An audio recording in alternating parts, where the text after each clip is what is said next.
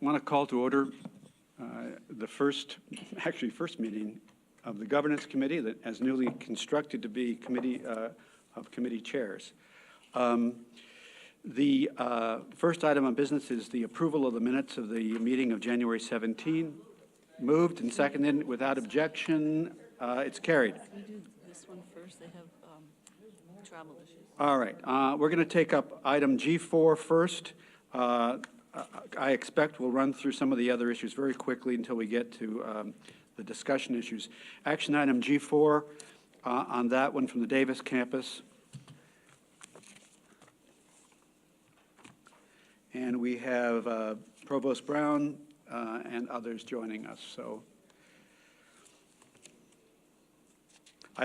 this should be fairly simple as well, I think, but. Yes. Good afternoon, Chair Kiefer and members of the Governance Committee. For this opportunity to present this item, we are seeking to move the current compensation plan for the School of Veterinary Medicine from a 1968 Regents item into the Academic Personnel Manual. It is currently the only remaining compensation plan outside of the APM. That requires that we ask the Regents to rescind the 1968 Regents action authorizing the veterinary medical school, it's called Medical School Strict Full-Time Salary Plan, and delegating authority to the President of to implement salary administration for faculty in the School of Veterinary Medicine via the new APM. It's called APM 675. The UC Davis campus leadership has requested this change in policy, and it's been reviewed through system-wide review, including the Academic Senate and campus academic administration. I am joined here by my colleagues, Vice Provost Susan Carlson, UC Davis Executive Vice Chancellor and Provost Ralph Hexter, and Dean of UC's one and only School of Veterinary Medicine, Michael Larimore. Vice Provost Carlson will first provide you with additional background on the proposed APM policy that would replace the current 1968 Regents action. And will provide additional detail on the campus's need for the proposed policy change and policy movement. I am proud to remind you that the Davis School of Veterinary Medicine is ranked #1 in the country, and I believe it's been #1 in the country for the last, 3 or 4 years? 5 years, the last 5 years. And with that, I will turn things over to Vice Provost Susan Carlson. And I think we can be fairly brief on this item. Those who may have questions indicate early that you might, because otherwise the material was pretty clear. But I think given the #1 veterinary school in the country, we ought to hear a quick summary. Okay, let me do a quick summary. Thank you, Chair Kiefer. Salary administration for the faculty in the School of Vet Med is currently governed by the 1968 Regents Action that established the existing Veterinary Medical School Strict Full-Time Salary Plan. This Regents Action has been the basis of salary administration for the school since 1968. Governance for all other faculty compensation matters had been codified in the Academic Personnel Manual. The proposed new APM 675 codifies the existing 1968 Regents Action and campus implementation practices into policy with one small but significant change: the addition of language to allow School of Veterinary Medicine faculty the opportunity to retain limited outside non-clinical compensation similar to what is permitted for all other UC faculty. Both the existing 1968 action and the proposed APM policy are attached to item G4. Under existing 1968 Regents Action, the only additional compensation that School of Vet Med faculty are permitted to retain are small honoraria, royalties from patent licenses, and compensation from teaching UC Extension courses. All other UC faculty on general and health sciences campuses are permitted to earn and retain additional compensation from other outside professional activities in accordance with policy. School of Vet Med faculty are the only class of faculty who are unable to consult and retain outside income. The proposed APM policy would allow School of Vet Med faculty to retain outside income with a cap of $40,000 per year per faculty member. As you can see in the proposed policy, the outside income would be allowed with oversight by campus administration and clear reporting requirements in accordance with university policies. As you heard from the provost, this was run through system-wide review and is the full campus support as well as academic senate support.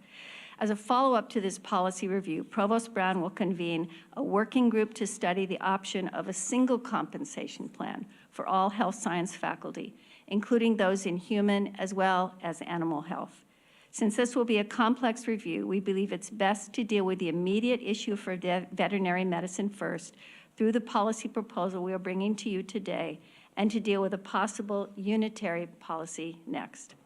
So at this time, I'd like to turn to my colleague, UC Davis Executive Vice Chancellor and Provost Hexter, who will provide additional detail on the Davis campus support for rescinding the 1968 Regents Action and replacing it with a proposed policy. Provost Hexter, let me just ask if there are any concerns or objections with respect to this proposal. Then I think that if you're comfortable, we're prepared to act right now. Please. All right, #1 school in the world, not just the nation. Ask him to put on his mic for that. All right. All right, it's been moved. Is there a second? I was going to say so. Without objection, it's approved. Thank you. All right, we'll go back now to item G1, which is an amendment of the bylaws and committee charter for the establishment of the National Laboratories Committee and adoption of the National Laboratories Committee charter. It's in your materials. Is there a motion to approve? I'll move it. Is there any discussion on this item? As clear as can be. Thank you, sir. You're welcome. We're approved on that item. And then we have amendment of the next one is amendment of the bylaws 27.5, interim actions, bylaw 23.3, officers of the corporation. This is the item for the governance committee for actions in between meetings, and specifying that the two officers who approve actions for the governance committee in between meetings are the chair and the vice chair. When we have the other committees, there's usually two regents who are directed for interim action, and this one specifies, because we didn't do it earlier, what the interim action authority is. It's for the chair and the vice chair. Motion for approval? Moved. Any concerns, questions about it? Yes, Regent. Just so that we're clear, what kind of interim actions do you foresee coming before in this committee? It would be the same as the the compensation committee, I think. So it just took over the same kinds of things, and before it was the compensation committee chair, and I can't remember who the second was on compensation items previously. Before this. Before the governance committee? Yeah, before the compensation committee. who was acting interim? Sorry, I don't know what you mean. All right. Sorry. You understand? Okay, good. All right, so that passes as well. So we have a next item, G3, action, resolution to exclude access to federal classified information. This is sort of a technical action that we have to take because the lieutenant governor's clearance is not yet final It's been transferred. and has not been transferred. So under our requirements, we are required to exclude folks who are not prepared yet for security clearance. And to say that publicly, pass the resolution. So the resolution basically excludes the lieutenant governor until such time as their clearance is transferred. Any objection to that item? If not, it carries. Well, I don't understand it. Can I just ask a question? I didn't understand what you just said. Okay, then we'll bring, Brett, do you want to explain? I don't wanna- want to make a big deal out of this, but I didn't understand. sure, we'll bring, It just hasn't transferred yet from her current security clearance that she had to this board security clearance. But go ahead and let me see if we can. Those of us who apply for it do. No, it has nothing to do with that. Yes, we're talking about you. Doesn't have anything. All right, I think we're clear on that. Thank you. Yes, we're past. We're past. Well, the board has to Well- vote tomorrow. but got it. Yeah. It's no problem. All right. Now we go to item G5, and this will take a little bit longer. Item G5 is the impact of narrowing University of California Office of the President non-represented staff ranges. We have Executive Vice President Nava. We have a whole host, Duckett. We have Zoanne Nelson and Director Terry Weinstein. Over to you. Did you want to say that, or is that's enough? You don't have to. Are you through the veterinary school? We are. We're through everything, except for discussion.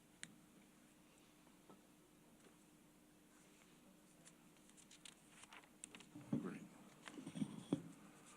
Okay, thank you, Chair Kiefer. The focus of today's presentation from this group is to discuss the proposed resolution of two 2019 CSA audit recommendations. Number 24, narrowing salary ranges. Number 23, setting targets for any needed reductions to salary amounts using results from combining the public and private sector comparison data and adjusting the salaries accordingly. These recommendations are due by April 25th, and it's our intention to finalize the approach with the President and the COO and produce a recommendation that we will implement by April 1st. Earlier this year, we finalized the work of incorporating public sector data into our career tracks model. We analyzed and discussed this previously with the committee, and our plan to significantly narrow the UCOP salary range based on the MRZ and career track market pricing methodologies. We've had several meetings during the year about this. As appropriate in this process, we're using our public and private sector comparison and geographic differential for Oakland to also recommend a competitive movement in our salary range midpoints, which have not changed in 2 years. With the inclusion of the most current market data, the overall market has moved 8% for UCOP and OGC in the case of the legal department. This market movement was applied to UCOP salary ranges, and then the ranges were also narrowed along those lines that I mentioned earlier. UCOP salary ranges, again, have not been adjusted in 2 years, which causes some market problems with regard to our market-based process. In addition, Sullivan Cotter completed a robust survey of our higher education comparators related to their salary administration processes. They found that our policies and practices, which inform the setting of our ranges, align with our competitors. They also informed us of the following salary range setting outcomes. Outcome number one, as a result of narrowing the ranges, 67 employees will now fall below the minimum salary for their range or be compressed by the range such that they will need adjustments to their salaries to ensure equity, with peer employees being brought to a minimum of the proposed salary ranges. Range minimums went up as a result of narrowing our range widths. Outcome number two basically says that there is no needed salary reductions at this time, with only one employee salary that is over the range max. That's an important point because, as Warren Kerper from Sullivan Cotter will go through a little bit later, it shows that our concentration of people are right around the midpoint of the range, not too much to the high end, not too much to the low end, and the program is basically working as it was designed to do. So at this point, I will turn it over to Warren, who will go over a few items in the presentation to highlight key aspects of the analysis. Great. Thank you, Dwayne. Thank you, Chair Kiefer. So what I will do is just summarize what's not different from what the committee heard in September, and then what is different, and be happy to take your questions. So what's not different is that we were using the Regent-approved methodology, as Dwayne mentioned, to look at the market data of these jobs, and where applicable included things like California State University data as approved again by the committee.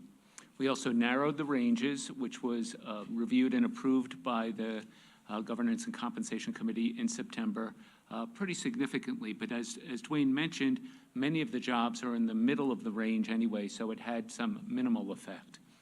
So that's what is not new. What is new is that, as I said, the ranges were narrowed, but we also determined what the ranges would be for this upcoming July.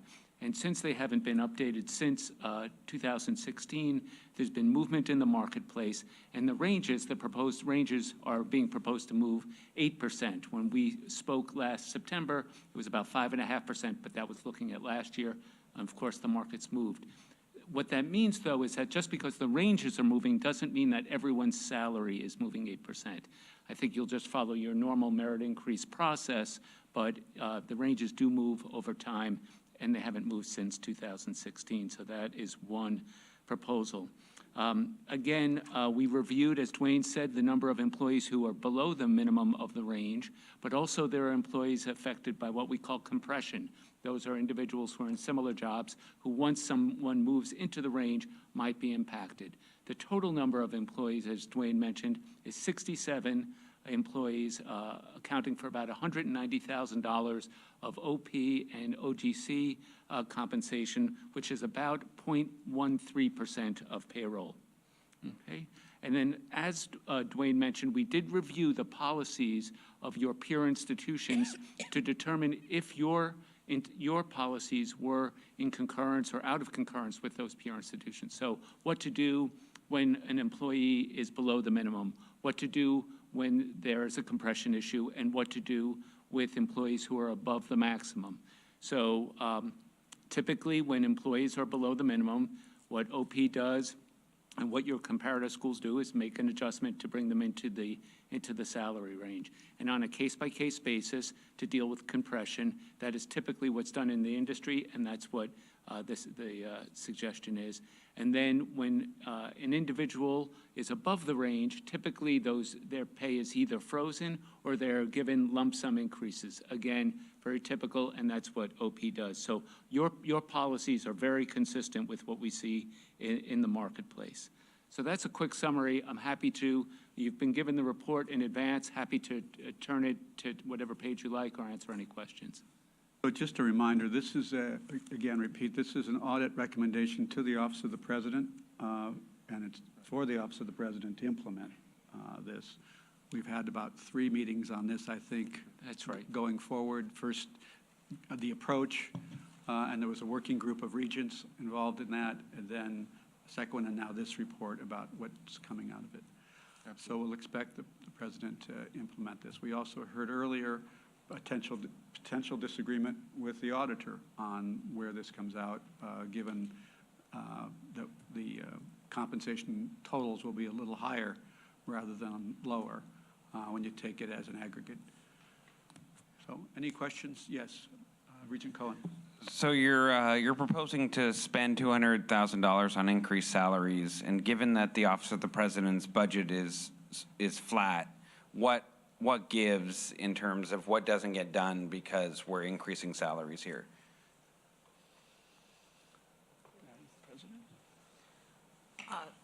So that'll be something that we look at in the 1920 budget, but I would say probably the most likely thing would be to look at our vacancy factor and see if we can accommodate that within the vacancy factor of our budget.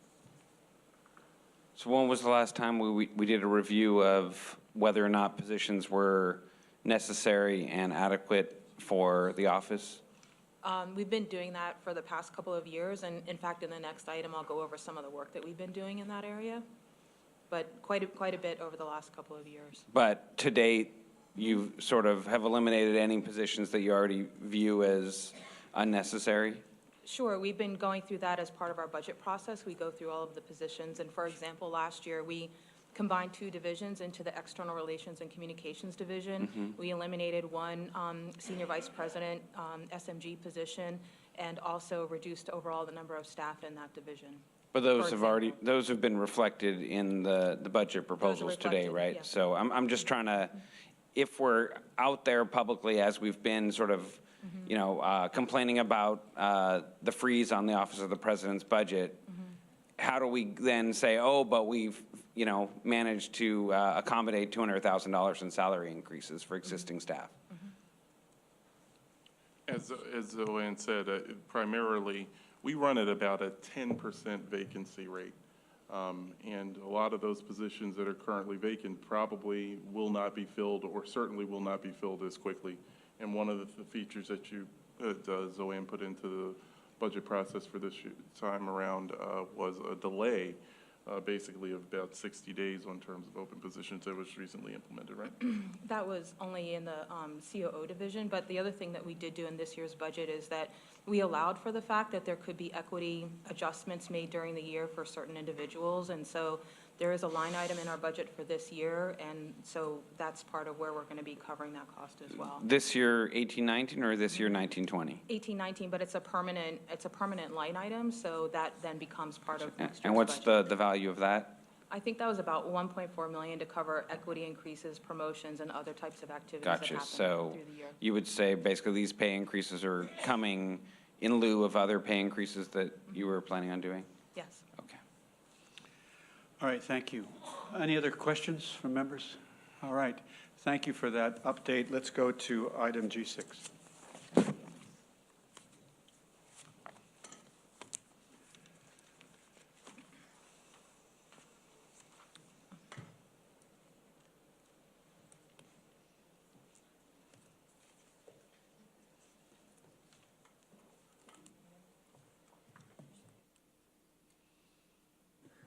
Chair Kiefer, would you like to introduce the preview for the workforce planning item? Yeah, and this is apropos of part of Michael's comment, although his was much more specific.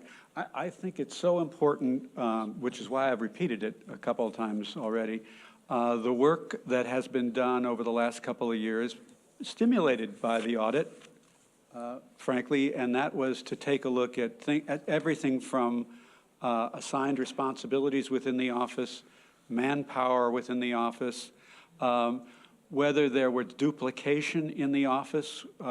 These things have, these things have hung over the university for many, many years. And so really spurred by the audit, the office and by all of you has undertaken a number of independent looks at these things, and can we get a handle to make sure that we can ourselves be comfortable with our budgeting process, with whether our functions mirror other functions unnecessarily at the campus level, whether we, in a macro sense, have the same kind of expenditures as other universities of our size and kind, and whether we're properly manned in particular divisions.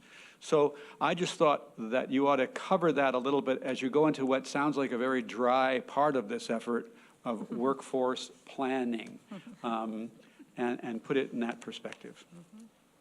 Okay, I'm being joined by my colleagues Nancy Plusdrak, who is our Executive Director of the HR Group for OP Operations, and Tara Kalmain, who's the Executive Director of overall OP Operations. So I just put together a couple of slides because the premise of having a workforce plan is ensuring that we're understanding and anticipating the staffing needs of the organization based on the programs and the services that the organization is providing. And it's the latter part of this statement, based on the programs and services being provided, that I think was of particular concern to the auditor. Embedded in several of the recommendations was the question of whether the services and programs in the Office of the President's portfolio are valued by the regents, the campuses, the academic senate, and state government officials who are directly allocating part of the OP budget.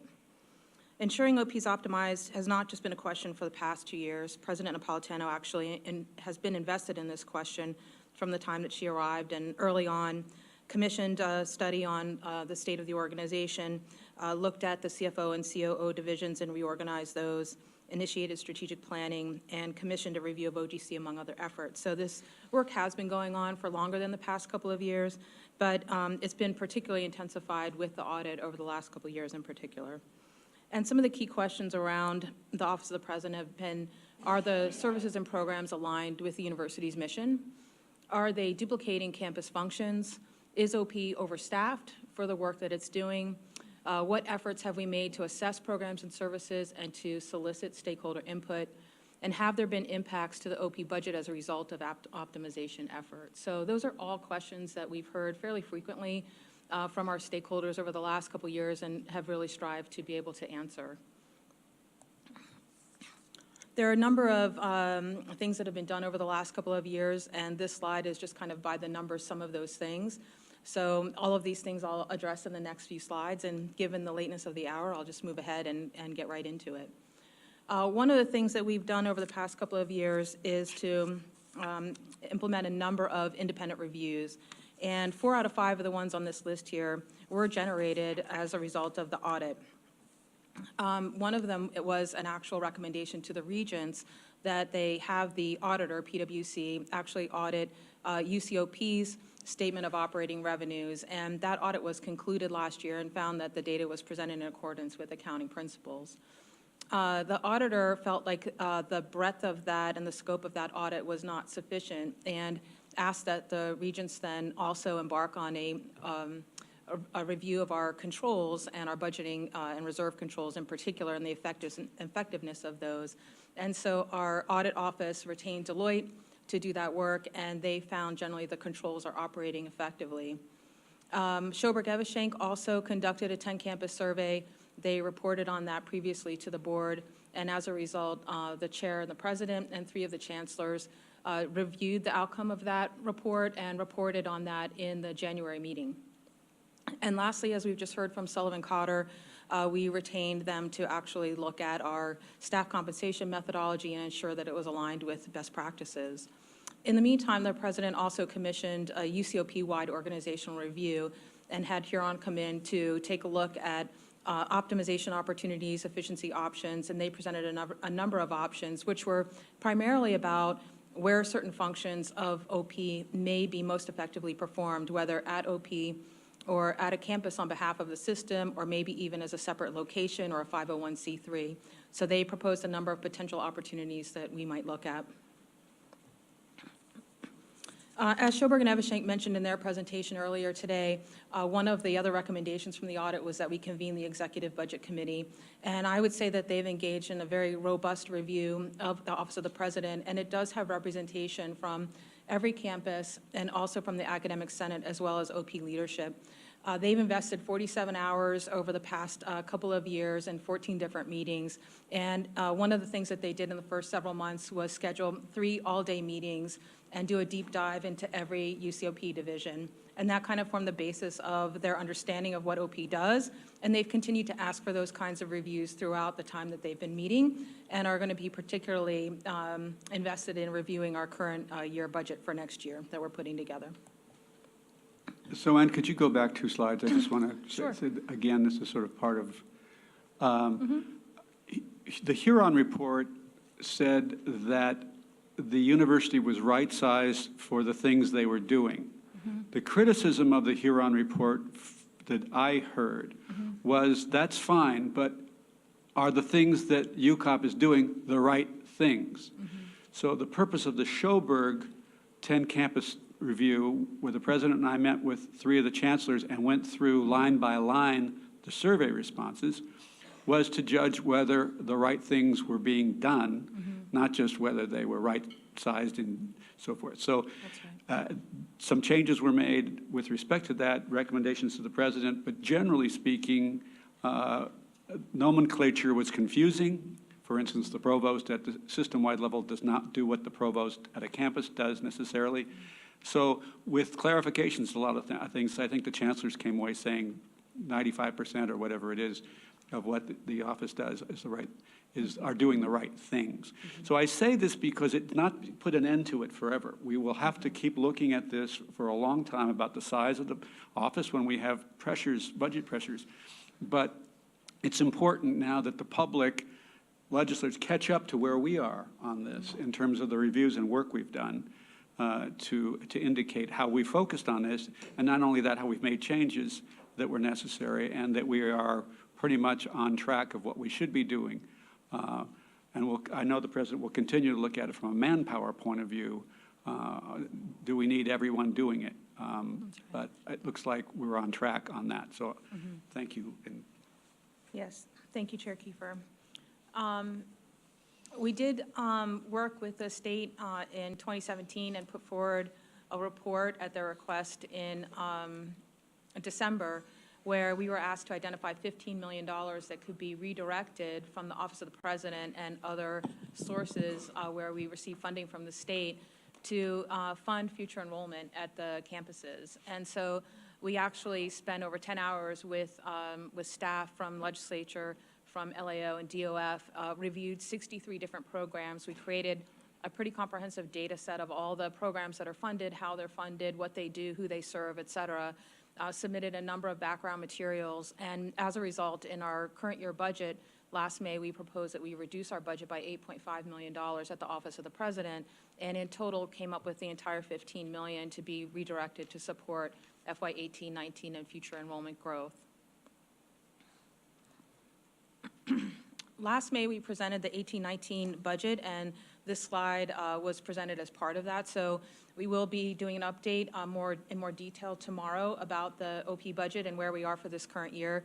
But just as a reminder, 58% of our budget is passed through to the campuses, to researchers, not just at UC, but also around the state, to support student access and student success in K through 12 in order to prepare for UC. And so there are a lot of programs that we manage and a lot of funds that we manage that go through the Office of the President to others.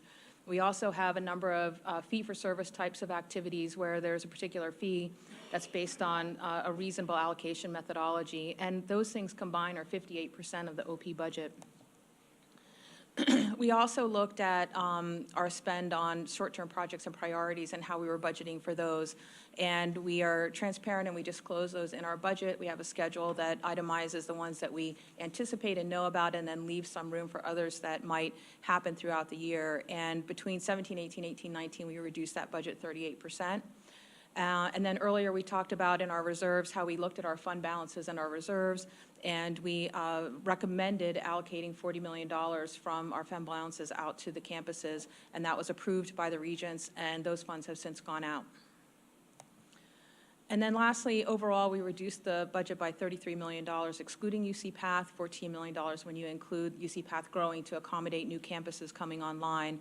And the total budget that was approved by the regents last May was $876.4 million. So we'll be back in a couple of months with the 1920 budget. One of the things that we started a couple of years ago was we actually started working on strategic planning with our divisions. We started with the CFO and COO division and developed a methodology, and then we've been working with all of our other divisions since then to deploy that methodology and develop strategic plans. And the reason for that is that it's really important in that much of we do that we coordinate and collaborate with the campuses and other stakeholders, and to be able to present a plan that looks 3 to 5 years out and is clear about the kinds of activities that the division is going to be engaged in is really helpful for us to be able to communicate, collaborate, and work together with our campuses on many of the things that we undertake and try to achieve at the Office of the President. So you can see on the left side the 5 kind of themes and strategic objectives that these plans really revolve around. And on the right side, you'll see that of the ones we've completed so far, even though it's only 6 of 11, that's 88% of OP, FTE, and budget that has gone through that process. And that is really important as a basis for thinking about our workforce plan going forward. So as we talk about phase 2 of the plan, part of that was looking at those strategic plans to try to identify where are the future needs for staffing and the kinds of skill sets that we're going to need going forward. We have gone through a number of organizational assessments. So based on the Huron report, we did launch an OP restructuring effort last January. We presented the report, or Huron did rather, to the regents in January, and the president launched the OP restructuring effort. And since then, there have been 8 different divisions that have gone through reviews of parts of their organization or all of their organization, and there have been recommendations that have been coming out of all of those assessments. The president actually commissioned a task force on UC Health in particular and also ANR. You heard about the outcome of the UC Health one last September, and ANR is actually presenting tomorrow. So the recommendations that have come out of those efforts have been approved by the president and are being implemented. We also, as I mentioned earlier, did some work in external relations and combined 4 different parts of the organization and 2 major divisions to form the new external relations group. And we've done work in several of the other divisions as well. We've looked at a number of the programs that we administer through the Office of the President. We have 4, ILTI, which is our online program, our research grants program, which is one of our largest programs, which funds a lot of research grants throughout the state. our UC-DC and UC Sacramento programs. We have finished an assessment, and those will be reviewed by our stakeholder community very shortly, and I expect that we'll have recommendations that come out of those as well. 2 system-wide programs, as a result of this effort, it was decided that we would move those to a campus where they really can implement those programs on behalf of the system very effectively. One was the Education Abroad program, which we moved last year to Santa Barbara, which was physically already located at Santa Barbara. We officially moved their budget and headcount there. And UC Mexico, which was 3 different programs, one for the CASA, another for a UC Mexis research program, and then another initiative that we had run out of Riverside. We've combined all of those into one UC Mexico program, which can be more effectively managed. OGC also went through a similar assessment, and one of the things they've done in the past year that I think is very effective for managing their budget is implementing value-based pricing for outside counsel. So that is moving away from the traditional model of hourly rates and to try to really drive value in the pricing and how we retain our outside counsel. Chair Kiefer already mentioned that we took up the outcome of the Schoberg and Eveshink 10-campus study, and we presented in January the outcome of that. The chancellors who participated all presented, and we have gone through various stages of implementing the recommendations and are still working through some of those. But it really did look very carefully at 27 different programs and functions at OP to look at duplication, to look at the management, to look at the sizing of the organization, what tasks they are involved in, and those programs were validated once they were reviewed by the working group and by the chancellors.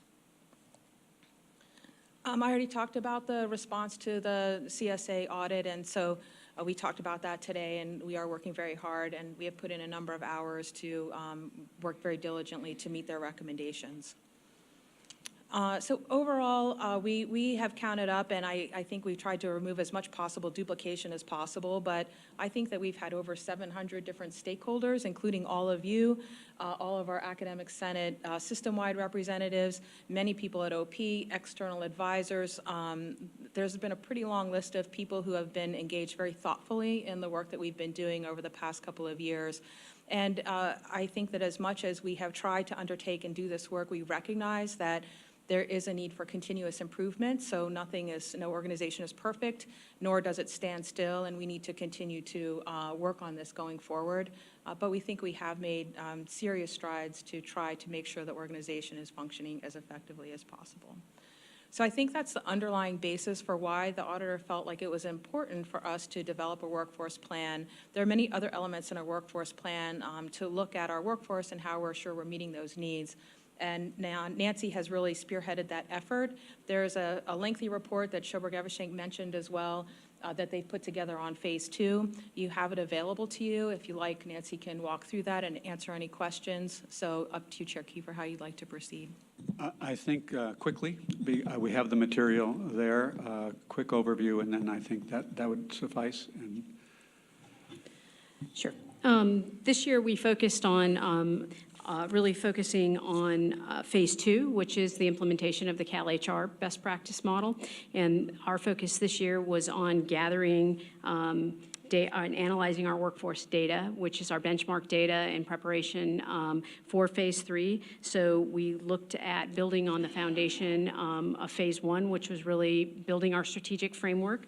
So this year, our methodology was to do a workforce summary, to do a benchmarking analysis by looking at all of our demographic data, so looking at turnover data, looking at retirement data, looking at all of our diversity data so that we could understand those benchmarks to be able to set metrics.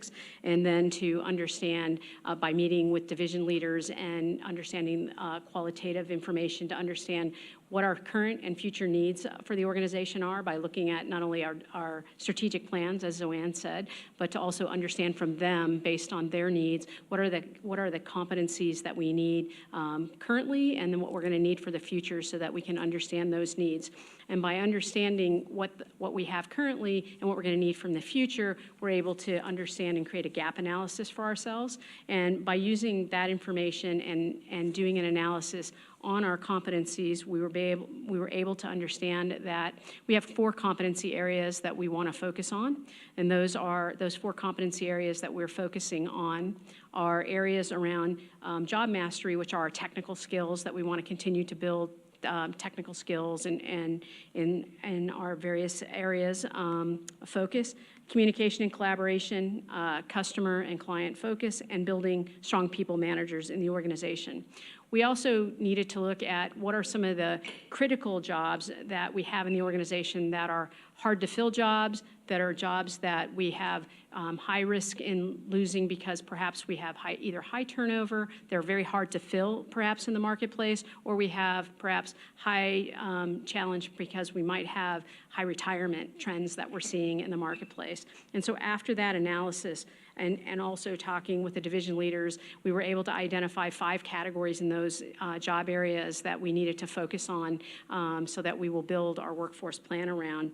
One area is financial analysis, and as you've seen with the budget trends, we have a different trend where we're looking at financial analysis and planning, and that lends a different skill set to the organization that we'll look at, and so that's an area that we need to skill build in. Institutional research and project policy analysts, we're looking at data different in the organization, and so we really need to build that skill set up in the organization. And then 2 technical IT areas, application programming and systems and infrastructure administration. Those are certainly high demand areas, not only in the Bay Area, but throughout the organization, throughout California. That's one that we've seen across the UC are tough jobs and hard to fill jobs. So these critical jobs, based on the trends around retirement, separation, turnover, vacancy rates, and hard to fill positions, those are areas that we're really going to focus on. And for the future, we're going to be building strategies around recruitment, retention, knowledge transfer, and also building strategies around talent and succession planning for the future. And we'll focus on these 5 job areas for our phase 3 so that we can build around those. And so are there any questions that I could answer? All right, thank you. I think that's a good summary.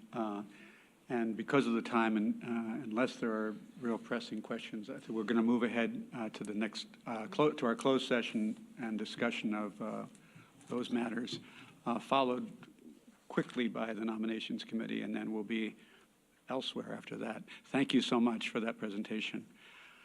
All right, we'll clear and go to closed session for collective bargaining.